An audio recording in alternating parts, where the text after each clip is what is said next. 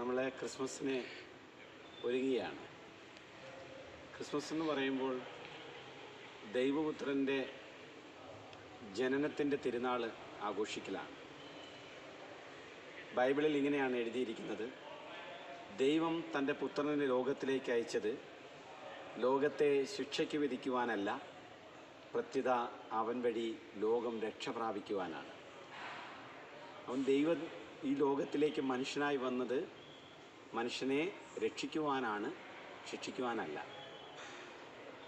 ദൈവത്തിൻ്റെ ജനനത്തിൻ്റെ ദിനമാണ് ക്രിസ്മസ്. എൻ്റെ മകൻ അംഗൻവാടി പഠിക്കുന്ന സമയത്ത് ഒരു ക്രിസ്മസിന് 2 ദിവസം മുമ്പ് ആ അംഗൻവാടിയിൽ ക്രിസ്മസ് സെലിബ്രേഷൻ ഉണ്ടായിരുന്നു. ഞാൻ നല്ലൊരു ബർത്ത്ഡേ കേക്ക് മേടിച്ചു. ആ കേക്കുമായി അവിടെ എത്തി. ആ അംഗൻവാടിയിലെ കുഞ്ഞുങ്ങൾ പറയുകയാണ്, ഇന്ന് ടോമിൻ്റെ ബർത്ത്ഡേ ആണെന്ന്. എൻ്റെ മകൻ ടോം.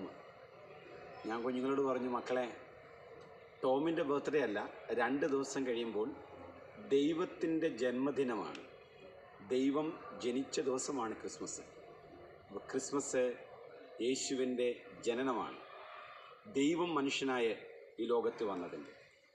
എല്ലാവർക്കും നല്ല ക്രിസ്മസ് ദിനം നിങ്ങൾക്കെല്ലാവർക്കും ക്രിസ്മസിൻ്റെ എല്ലാവിധ നന്മകളും ആശംസിക്കുന്നു. ദൈവം അനുഗ്രഹിക്കട്ടെ.